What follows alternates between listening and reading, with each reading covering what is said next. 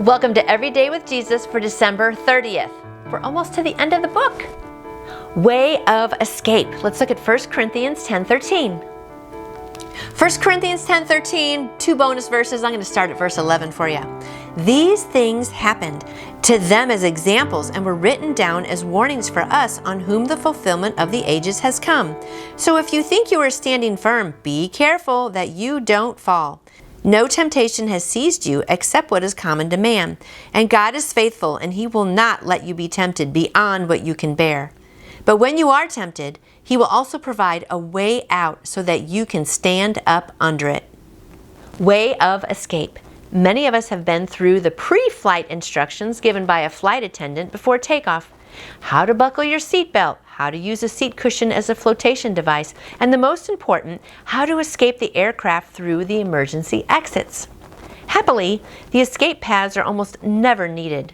Sadly, most people don't pay attention to those instructions, negligence that could prove fatal. The Bible gives Christians instructions on how to escape situations of spiritual danger. It does so by reminding us that the Israelites failed to take advantage of their escape paths and suffered dire results. 1 Corinthians 10, verses 1 to 13. Israel was tempted to sin and suffered in extreme ways.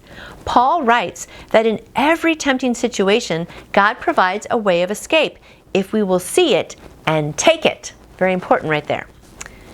Take it calls for a choice on our part, a decision of obedience. Don't wait for temptation before you look for the way of escape. Learn the paths of obedience beforehand and be prepared. That's really good. I like that one line. I'm going to read that one again. It's so good. That it says, Paul writes in everything and in every situation, God provides a way of escape if we will see it and take it. And take it calls for a choice on our part, a decision of obedience. Some people say, oh, well, I'm just always being tempted. Well, what are you doing? Are you going to places you shouldn't be going or doing things you shouldn't be doing? Hanging around people that are bad influence? I mean, God's not going to provide a way of escape if you just keep walking into all these sinful places and all this temptation, right? So first of all, we have to be obedient to Him and try to stay away from tempting things.